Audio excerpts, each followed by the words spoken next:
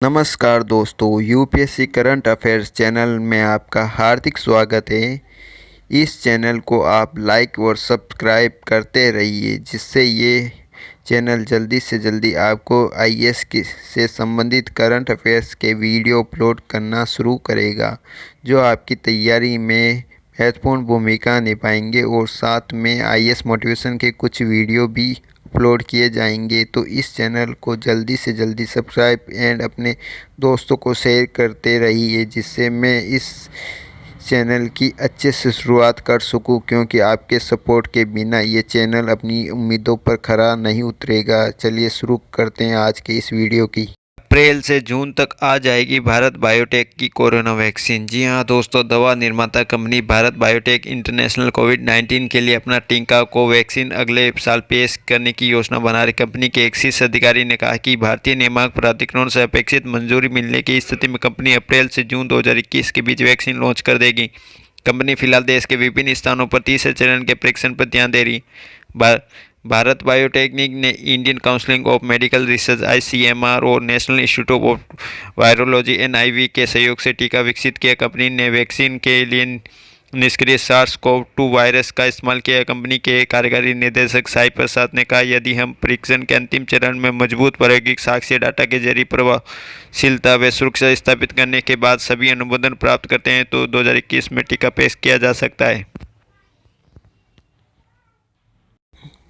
Next, Gilgit Baltistan से बाहर निकले पाकिस्तान। भारत गिलगिट बाल्टिस्तान को 5 प्रांत का दर्जा देने की पाकिस्तान की हरकतों पर भारत ने सख्त आपत्ति जताई। भारत ने 2 टूक शब्दों में कहा है कि पाकिस्तान उन इलाकों से बाहर निकल जाए जिन पर उसे ने अवैध तरीके से कब्जा किया हुआ है। रविवार को पाकिस्तान के प्रधानमंत्री इमरान खान की ओर से गिलगिट बाल्टिस्तान को प्रांत का दर्जा देने के ऐलान का भारतीय विदेश मंत्रालय ने कड़े शब्दों में विरोध किया है।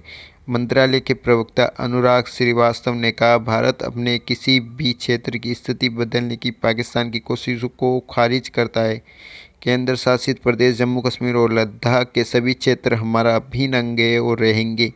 इनमें गुलाम कश्मीर भी शामिल हो। अवैध तरीके से कब्जे गए इन इलाकों पर पाक का कोई अधिकार नहीं है। छल से इन क्षेत्रों में मानवाधिकार उल्लंघन की उसकी करतूतों नहीं छिप सकती है। इन क्षेत्रों की स्थिति बदलने से बेहतर है कि पाक तत्काल अपने अवैध कब्जे वाले क्षेत्रों से बाहर निकल जाए। पाकिस्तान ने दुनिया को धोखा देने के लिए गिलगिट बाल्टिस्तान में विधानसभा चुनाव कराने का भी ऐलान किया है। इस साल की शुरुआत में पाकिस्तान के सुप्रीम कोर्ट ने सरकार को क्षेत्र में चुनाव कराने की अनुमति दी थी। इस फैसले के बाद भारत के वरिष्ठ पाकिस्तानी राजनयिक के समक्ष आपत्ति दर्ज कराई गई थी। इसलिए बेचैन इमरान सरकार। गिलगिट बाल्टिस्तान को लेकर इमरान खान की बेचैनी के कई कारण हैं। हाल ही में सऊदी अरब ने गुलाम कश्मीर को पाक के नक्शे से बाहर कर दिया। दूसरी ओर इलाके में उनकी सरकार को तीखे विरोध का भी सामना करना पड़ा है। गिलगिट बाल्टिस्तान को प्रांत बनाने की शुरुआत से ही वहां प्रदर्शनकारियों का दौर शुरू हो गया। 8 अक्टूबर को Jammu Kashmir liberation front, student liberation front की अगुवाई में भारी प्रदर्शन हुए। ऐसे में अस्थायी प्रांत का दर्जा देने के फैसले से वहां विरोध प्रदर्शनों को और हवा मिल गई। इलाकों को प्रांत का दर्जा देना पाकिस्तान की हरकत को भारत सरकार ने किया खारिज। का अवैध तरीके से कब्जे गए इलाकों पर पाकिस्तान का कोई अधिकार नहीं। क्षेत्र में स्थानीय लोगों के विरोध को कुचलने में लगी इमरान सरकार। नेक्स्ट, जल्द सुलझेगा केन बेतवा जल बंटवारे का विवाद। प्रस्ताव हो चुका है तैयार। मध्य प्रदेश ने तैयार किया पानी की जरूरत का प्लान। केंद्रीय जल संसाधन मंत्री की मौजूदगी में इसी माह होगी बैठक। ऐसी बड़ी पानी की मांग। जी हाँ दोस्तों, 2005 में उत्तर प्रदेश को रबी फसल के लिए 547 एमसीएम और खरीफ फसल के लिए 1113 एमसीएम पानी देना तय हुआ। अप्रैल 2018 में उत्तर प्रदेश की मांग पर रबी फसल के लिए 700 एमसीएम पानी आवंटित की सहमति बनी। वहीं केंद्र सरकार ने उत्तर प्रदेश के 788 एमसीएम पानी देना तय किया गया। इसके बाद भी जुलाई 2019 में उत्तर प्रदेश ने 930 एमसीएम पानी मांग लिया। इतना पानी देने के लिए मध्य प्रदेश तैयार नहीं है। क्या है केन बेतवा परियोजना? बहुप्रतीक्षित केन बेतवा लिंक परियोजना में मध्य प्रदेश व उत्तर प्रदेश के पानी के बंटवारे का विवाद अब जल्द सुलझने की उम्मीद है। इसी माह केंद्रीय जल संसाधन मंत्री गजेंद्र सिंह शेखावत की अध्यक्षता में बैठक प्रस्तावित है। इसमें दोनों राज्यों से पानी की जरूरत का प्लान तैयार लेकर अंतिम फैसला लिया जाएगा। शेखावत ने इसी साल सितंबर में हुई बैठक में दोनों राज्यों से ये प्रस्ताव मांगा। मध्य प्रदेश जल संसाधन विभाग ने ये प्रस्ताव तैयार कर लिया है, जो अनुमोदन के लिए मुख्यमंत्री कार्यालय को भेजा गया। परियोजना से उत्तर प्रदेश को रबी सीजन में 700 MCM मिलियन क्यूबिक मीटर और खरीफ सीजन में 1000 MCM पानी देना प्रस्तावित है। पानी के बंटवारे को लेकर केन बेतवा लिंक परियोजना 15 साल से अस्तित्व में नहीं आ पा रही है। वर्ष 2005 में दोनों राज्यों के बीच पानी का बंटवारा कर दिया गया था, पर बाद में उत्तर प्रदेश की मांग बढ़ गई और विवाद हो गया। इस कारण मध्य प्रदेश और उत्तर प्रदेश के बुंदेलखंड क्षेत्र में पीने के पानी और सिंचाई के पानी की समस्या भी हल नहीं हो रही है।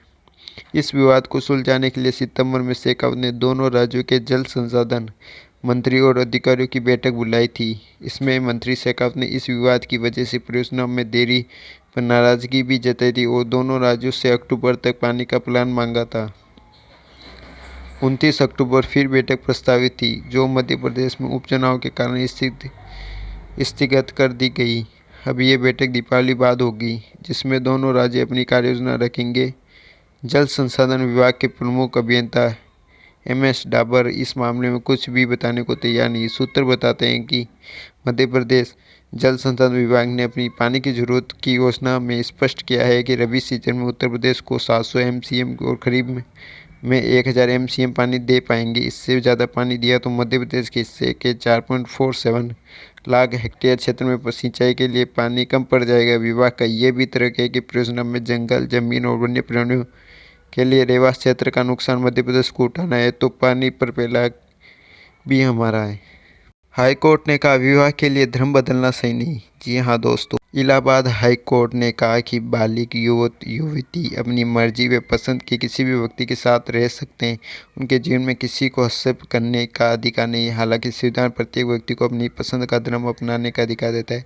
विशेष विवाह अधिनियम के तहत बिना धर्म बदले 2 धर्मों को मानने वाले शादी करके वैवाहिक जीवन बिता सकते हैं। ये कानून सभी धर्मों पर लागू है। इसके बावजूद लोग शादी करने के लिए धर्म परिवर्तन कर रहे हैं, जो सही नहीं है।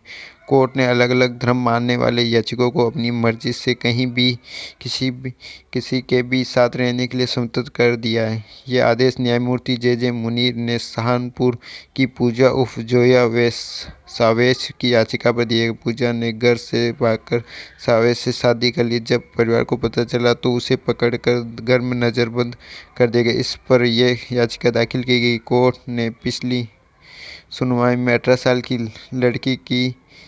लड़की याची को पेश करने का निर्देश दिया था, लेकिन पिता ने लड़की को पेश नहीं किया। इस पर कोर्ट ने सहारनपुर के SP को लड़की को पेश करने का निर्देश दिया। कोरोना रिपोर्ट आने के बाद पेश लड़की ने कहा कि वे अपने पति के साथ रहना चाहती। कोर्ट ने उसे मर्जी से जाने के लिए स्वतंत्र कर दिया। विशेष विवाह अधिनियम के तहत बिना धर्म बदले 2 धर्मों को मानने वाले शादी करके वैवाहिक जीवन बिता सकते। सभी धर्मों पर यह कानून लागू। इसके बावजूद लोग शादी करने के लिए धर्म परिवर्तन कर रहे हैं, जो सही नहीं। इलाहाबाद हाईकोर्ट। क्षेत्रीय ग्रामीण बैंकों को सरकार ने दिए 670 करोड़ रुपए। जी हाँ दोस्तों, सरकार ने क्षेत्रीय ग्रामीण RRB बैंकों को दिए 670 करोड़ रुपए। केंद्र सरकार ने क्षेत्रीय ग्रामीण बैंकों RRB को नियामक पूंजी जरूरत पूरी करने के लिए 670 करोड़ रुपए की पूंजी उपलब्ध कराई। कोरोना संकट के इस मुश्किल समय में एग्रीकल्चर फाइनेंसिंग में RRB की महत्वपूर्ण भूमिका को देखते हुए ये पूंजी निवेश किया गया है। सूत्रों के मुताबिक देश भर के 43 RRB में से 1/3 घाटे में। इनमें से ज़्यादातर पूर्वोत्तर और पूर्वी भारत के क्षेत्रीय ग्रामीण बैंक के। सूत्रों ने कहा कि इन RRB को 9% की अपनी नियामक पूंजी की अनिवार्यता पूरी करने के लिए मदद की जरूरत थी। RRB के पूंजीकरण की मौजूदा योजना के तहत इन बैंकों को केंद्र संबंधित राज्य सरकारों तथा प्रायोजित बैंकों को 50-15-35 के अनुपात में पूंजीगत समर्थन उपलब्ध कराया जाता है। इसका मतलब यह है कि बैंकों को केंद्र 50%, राज्य सरकार 15% और प्रायोजित बैंक 35% पूंजी उपलब्ध कराते हैं। नेक्स्ट, लॉजिस्टिक लागत 10% से नीचे लाने की तैयारी। वस्तुओं की कुल लागत में लॉजिस्टिक की हिस्सेदारी घटाने को सरकार कई मोर्चों पर तैयारी कर रही है। भारत में किसी वस्तु की कुल लागत में लॉजिस्टिक की हिस्सेदारी 13 से 15% होती है। सरकार इस लागत को 10% नीचे लाना चाहती है ताकि भारतीय वस्तुएं सस्ती हो सके और वैश्विक बाजार में आसानी से मुकाबला कर सकें। दुनिया भर की औसत लागत मात्र 6% है। वाणिज्य व उद्योग मंत्रालय जल्द ही लॉजिस्टिक नीति की घोषणा कर सकता है। वाणिज्य व उद्योग मंत्रालय के मुताबिक भारत में लॉजिस्टिक की लागत जीडीपी का 14.4% है, जिसे सरकार ने अधिकतम 10% पर लाने का लक्ष्य रखा है। लागत घटाना तभी संभव होगा जब लॉजिस्टिक क्षेत्र में internet of things, automation, seamless technology और ब्लॉकचेन जैसी टेक्नोलॉजी का इस्तेमाल होगा।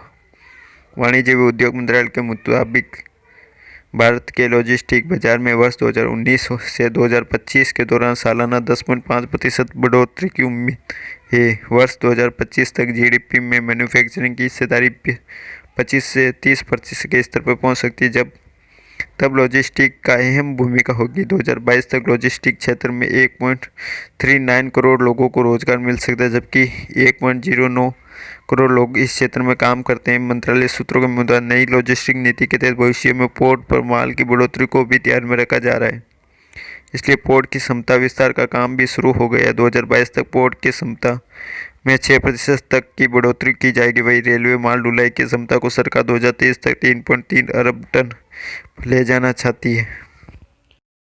नेक्स्ट, फिलीपींस में भयानक तूफान गोनी की दस्तक। जी हाँ दोस्तों, मनीला पूर्व फिलीपींस में रविवार तड़के भयानक तूफान गोनी ने दस्तक दी। इसके मद्देनजर राजधानी मनीला समेत इसके रास्ते में पड़ने वाले स्थानों से करीब 3.5 लाख लोगों को सुरक्षित स्थानों पर पहुंचाया गया। मनीला में अंतर्राष्ट्रीय एयरपोर्ट को बंद किए जाने के चलते दर्जनों अंतर्राष्ट्रीय और घरेलू उड़ानों को निरस्त करना पड़ा। दर्जनों शहरों में विद्युत आपूर्ति बाधित होने के साथ ही संचार सेवा भी प्रभावित हुई। 4 लोगों की मौत भी हुई। नेक्स्ट, न्यूजीलैंड में जेसिंडा ने सरकार बने। भारी बहुमत से विजय होने के बाद न्यूजीलैंड की प्रधानमंत्री जेसिंडा अर्डर्न ने अपनी दूसरी पारी शुरू कर दी। जेसिंडा की लेबर पार्टी को पूरी तरह बहुमत मिला। उसके बाद भी उन्होंने ग्रीन पार्टी के साथ सरकार बनाने का समझौता किया। सरकार में इस पार्टी के 2 मंत्री भी बनाए जा रहे। इस पार्टी से लेबर पार्टी का गठबंधन था। धन्यवाद दोस्तों।